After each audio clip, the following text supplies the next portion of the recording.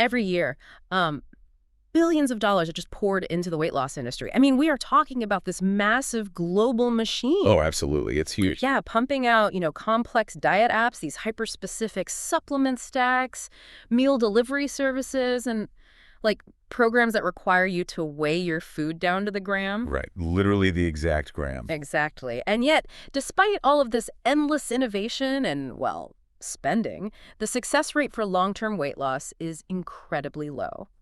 Welcome to today's deep dive. We are so glad you're joining us. Thanks so much for being here. Today, our mission is to look at a piece of source material that, honestly, it cuts right through all that expensive noise. It basically distills the entire landscape of weight loss failure down to exactly 19 words. 19 words. It is remarkably blunt.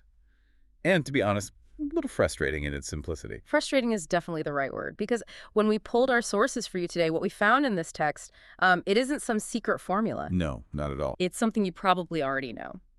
So here are the 19 words. Quote, avoid crash diets, skipping meals, poor sleep, and unrealistic expectations by building consistent, healthy habits. End quote. That's it. That is literally the whole text. That is the whole text. And I mean, it immediately begs the question, right? If the formula for avoiding failure is this basic, why do so many smart, capable people who absolutely know better keep making these exact same mistakes? Right. Because we all do it. We do. We don't need another reminder that crash diets are bad. We know they are. What we really need to understand is why the human brain is so aggressively wired to just ignore this simple advice. Which is exactly why this text is so worth unpacking today. Because, well, on the surface, it reads like this generic health platitude, right? Totally, like a bumper sticker. Yeah, exactly, a bumper sticker. But if you look at the underlying behavioral psychology of those 19 words, you realize it's actually a map of human cognitive bias. Oh, wow. Okay. It identifies 4 specific mechanisms where our biological instincts and our modern, psychological desires violently collide.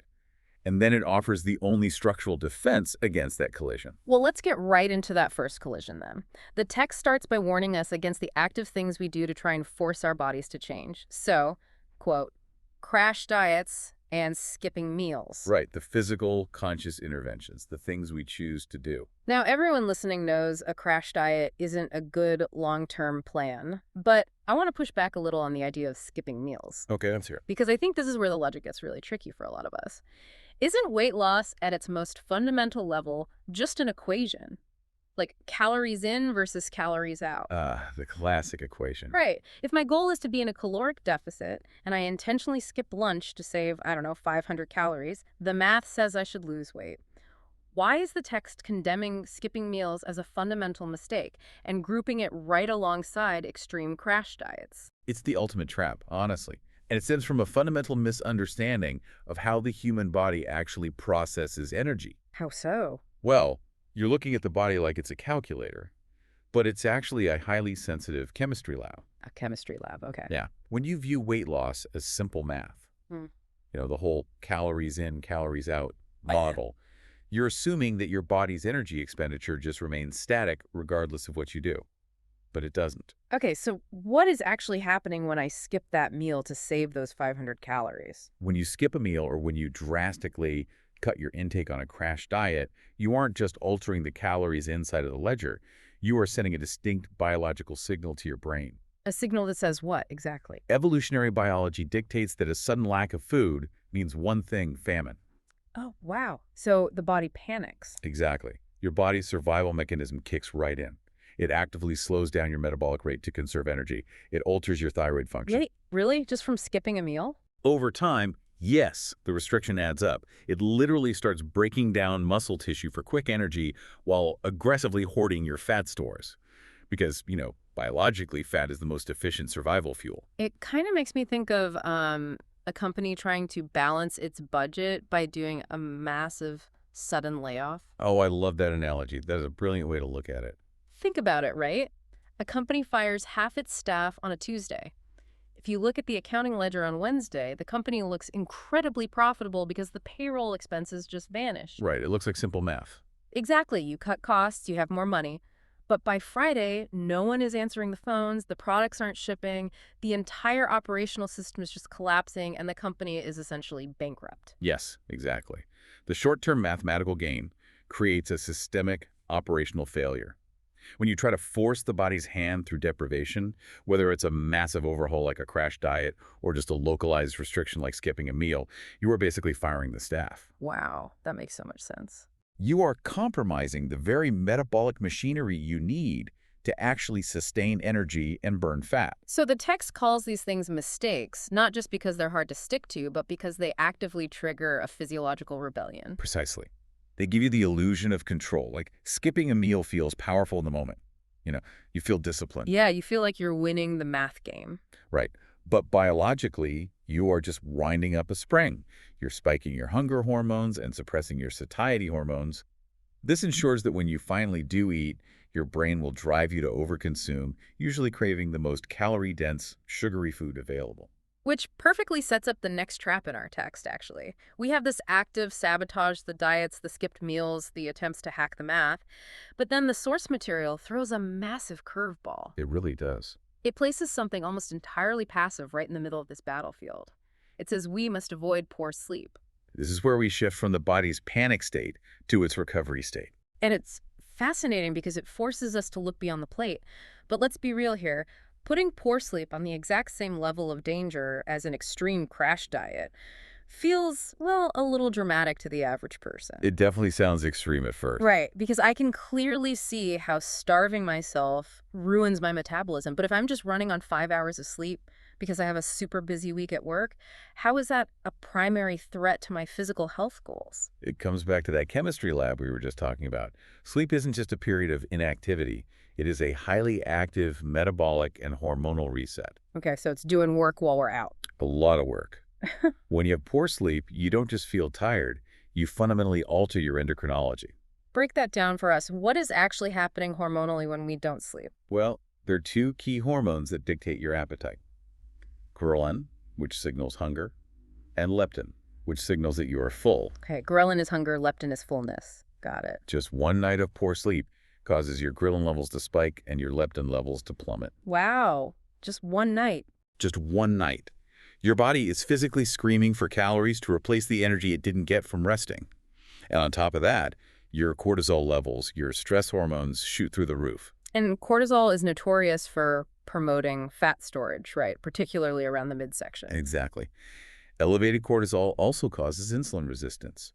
This means that even if you eat a perfectly healthy, beautifully balanced meal the next day, a sleep-deprived body is less capable of pushing those nutrients into your muscle cells. So where do they go?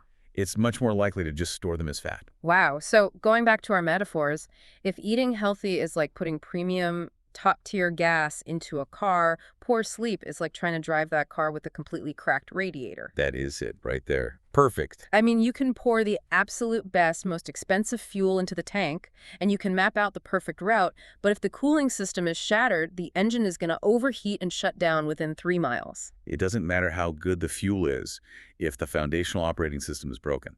And that is exactly why the text places poor sleep right next to crash diets. It bridges the gap between our active choices and our body's underlying reality. Yes. The mistake we make is treating health like a spreadsheet, where we only track what goes into our mouths. But your active choices cannot override a compromised biological foundation. You can't out-diet exhaustion. No, you really can't. You cannot white-knuckle your way out of exhaustion by simply eating less. The text is forcing a holistic view. Ignoring the passive restorative requirements of your body is just as fatal to your goals as actively starving it. Okay, so we have the physical actions, the crash diets, and the skipped meals, which tank our metabolism. And we have the passive physiological failure, poor sleep, which shatters our hormonal balance. Right. If we know all of this, if we know that forcing the math doesn't work and that we desperately need sleep to function, why on earth do we keep doing these things? Well, that brings us to the psychological root cause. The third mistake in our 19-word text. Ah, yes. Unrealistic expectations. This is the engine of the entire problem. It really is. And I want to dig into the human behavior here because we've all been there. I mean, we live in a world of next day shipping, high-speed internet, instant streaming. You want it now. We are culturally conditioned to expect an immediate return on our investment. So when someone decides to get healthy, they don't want a 2-year timeline. They want to drop 10 pounds for a wedding next weekend. They want that immediate ROI. Right. And having an unrealistic expectation in health is like signing up for a single 30-minute piano lesson and then sitting down at a grand piano expecting to flawlessly play a Beethoven sonata. Yeah, which is impossible. Completely. And when you inevitably just bang out a few clunky out-of-tune notes, you don't blame the fact that you only took one lesson. You don't look Yeah. at the timeline. You conclude that you're a failure, you hate the piano, and you quit. It's pure cognitive dissonance. Your expectation is entirely divorced from biological reality. Yeah. So let me ask you this. Are these unrealistic expectations actually the psychological trigger that forces us into the physical mistakes? Like, is this mental trap the very reason we grab the hammer and start the crash diet in the first place? Oh, without a doubt. If you read the structure of the text, it doesn't separate the physical from the psychological. Yeah. It presents them as a single, continuous landscape of failure. It's all connected. Completely. Think about what happens in the brain when you set an unrealistic expectation. You demand a massive physiological change in an impossibly short amount of time. You demand the Beethoven sonata today. And biology simply cannot move that fast. It can't. Healthy, sustainable fat loss or muscle gain is a remarkably slow process. So when your body inevitably operates at its normal, slow biological pace, you look at the scale and you feel like you are failing. Even if you're actually doing everything right. Exactly. And that perceived failure triggers an acute stress response. You feel like you are falling behind schedule. And when human beings feel stressed and behind schedule, they panic. They panic. And when you panic, what do? You look for a shortcut. You grab the hammer. You grab the hammer. You look for a way to seize control of the math. So you fire the staff. You grab the extreme measure. You start the crash diet. You skip lunch and dinner. You stay up late researching new extreme workout routines, completely sacrificing your sleep. Wow. So the unrealistic expectation sets the psychological domino in motion that knocks down all the physical ones. Exactly. The text includes it because you cannot permanently fix the physical mistakes if the mental trap is still armed and waiting. If you don't diffuse the expectation, you're doomed. Yeah, if you don't diffuse the unrealistic expectation, the panic will inevitably drive you right back into the arms of the crash diet. It is just a vicious, self-fulfilling cycle of shame and extreme overcorrection. That makes so much sense. I mean, we aren't failing because we lack information about nutrition. We are failing because our behavioral psychology cannot tolerate the slow speed of reality. That is perfectly stated. Which brings us to the final clause of our text. The singular, unified solution provided to counteract all of this physical and mental chaos. The antidote. The structural defense mechanism. Right. The text tells us that we avoid all of these mistakes. The diets, the skipping, the poor sleep, the wild expectations, quote, by building consistent, healthy habits, end quote. There it is. Now, I have to be honest here. I'm going to push back on this because it feels a little anticlimactic, doesn't it? It definitely lacks the drama of a 30-day shred. Exactly. The mistakes, the text list, crashing your diet, expecting impossible results, burning the candle at both ends, they're dramatic. They have a certain visceral energy to them. They feel active. Yeah, but the solution, building consistent healthy habit, it sounds, well, boring. Compared to the shiny, seductive promise of a rapid transformation, being told to build a consistent habit feels like being told to go watch paint dry. Oh, for sure. Why do so many smart people reject consistency in favor of the extreme? Because the extreme requires a massive, heroic burst of willpower. And as a culture, we worship willpower. We love the narrative of the person who just grits their teeth and pushes through the pain. We really do. It makes a great montage. Right, but neurobiologically, willpower is a finite resource. It is processed in the prefrontal cortex, which gets easily fatigued by stress, by decision-making, and by, well, poor sleep. So when you rely on willpower for a crash diet, you're basically draining a battery that is guaranteed to run out. Precisely. And this is why the phrasing of the source text is so profound. It doesn't just say, make healthy choices. It says you avoid the mistakes by building consistent, healthy habits. The word building is key there. Yes. It is shifting the paradigm from doing a diet to building an architecture. Okay, unpack the neuroscience of that for us. Why is a habit so fundamentally different from a conscious choice? Because habits aren't processed in the prefrontal cortex. They are processed in the basal ganglia, which is the part of the brain responsible for automated behaviors. Like brushing your teeth. Exactly. Or driving your usual route to work and not remembering how you got there. When an action becomes a habit, it requires almost zero conscious willpower. It becomes your default setting. It's completely automated. Yes. The text is suggesting that consistency is the only true armor we have against cognitive panic. I mean, think about it. Why do we fall for the crash diet, Because we panic. right? We Right. feel out of control, we panic, and we reach for a drastic measure.